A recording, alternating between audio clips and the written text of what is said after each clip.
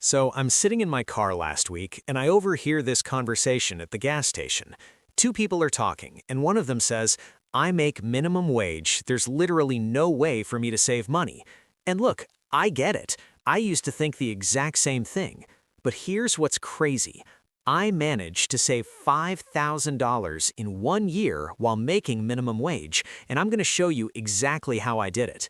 And no, I didn't live in my parents' basement, I didn't eat ramen every single day, and I definitely didn't give up having a life.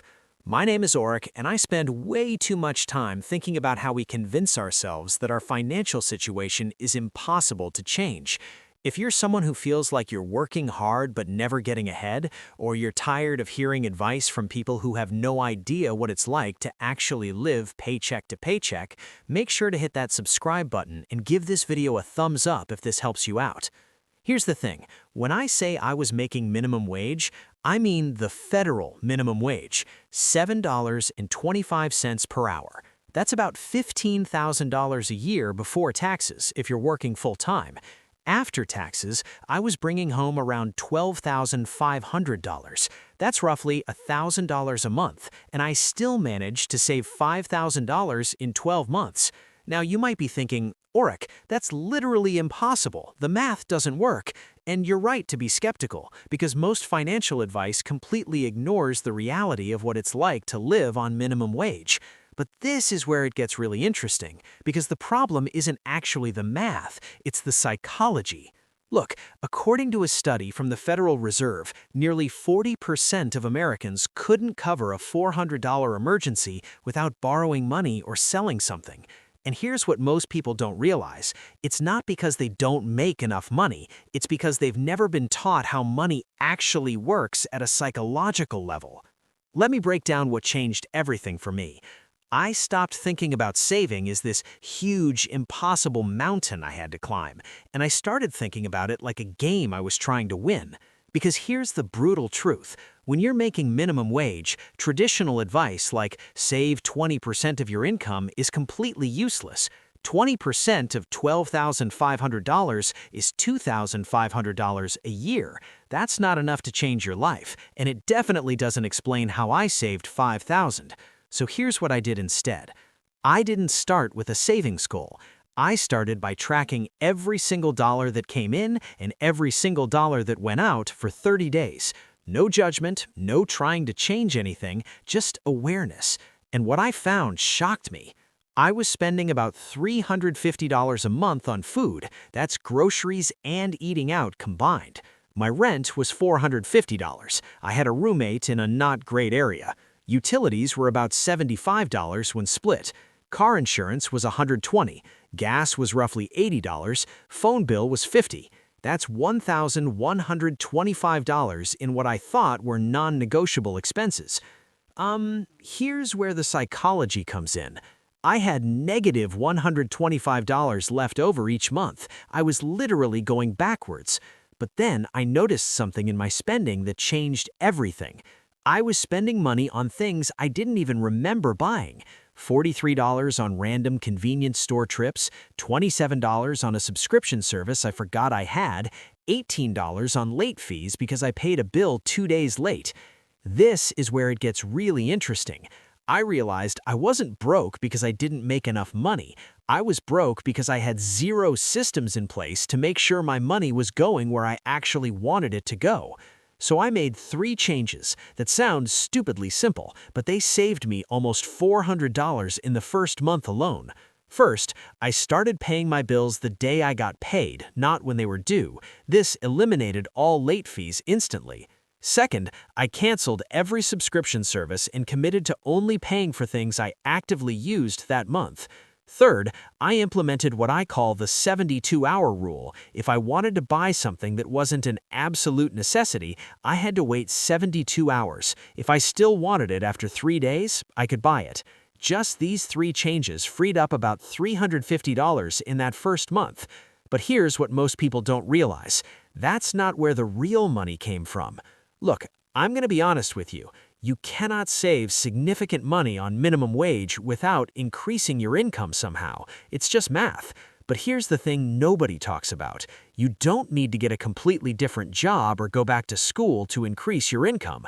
I picked up a side gig doing food delivery on Friday and Saturday nights, just 2 nights a week, 4 to 5 hours each night. That brought in an extra $300 to $400 a month. That's it. That's the secret. But here's the crucial part. I treated that side gig money like it didn't exist. Every single dollar from those delivery shifts went straight into a separate account that I couldn't easily access. This is the psychological trick that made everything work. My brain still thought I was living on $1,000 a month from my regular job. The side money was invisible. It didn't feel like sacrifice because I never counted that money as part of my lifestyle in the first place. Now here's where it gets crazy.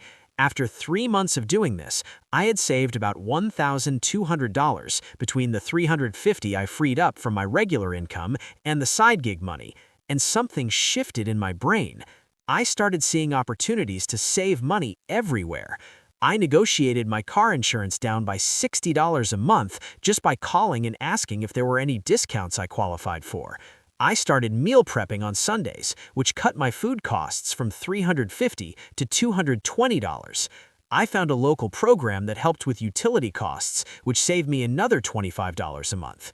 Here's what most people don't realize. Saving money becomes exponentially easier the more you do it, not because you get better at denying yourself things, but because you start to see the system. You start to understand that companies are counting on you not to negotiate, not to look for better options, not to pay attention. Now you might be thinking, okay, Oric, but you had low rent because you had a roommate. Not everyone can do that. And you're right. Or you might be thinking, you didn't have kids or major health issues or student loans. Also valid. But here's the thing. This isn't about following my exact path. It's about understanding the principles. The principle is this. You need to create a gap between what you earn and what you spend, and then you need to make that gap as invisible as possible so you don't feel like you're sacrificing. For some people, that gap comes from side income. For others, it comes from aggressive expense cutting. For most people, it's a combination of both. The other principle is that small changes compound in ways you can't predict. When I started this experiment, I was trying to save maybe $2,000 in a year. I ended up with $5,000 because each small success led to another opportunity I wouldn't have seen if I hadn't paid attention. Let me give you the exact roadmap I used. Week 1, track every dollar. Don't change anything, just track. Week 2, identify the invisible spending, the stuff you're paying for but not actively using or enjoying. Cut that. Week 3, call every service provider you have and ask for a discount or a better rate. You'd be shocked how often this works. Week 4, figure out what your smallest viable side income source could be.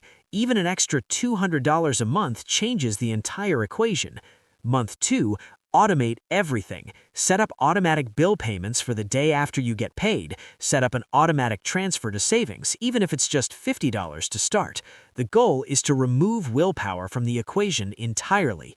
Month 3, start the 72-hour rule and track how many purchases you actually follow through on.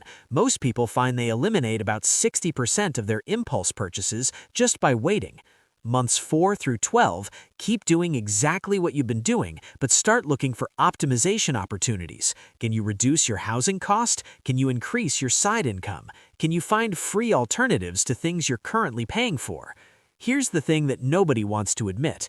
Minimum wage is not designed to be a long-term solution. It's not designed to build wealth or create security.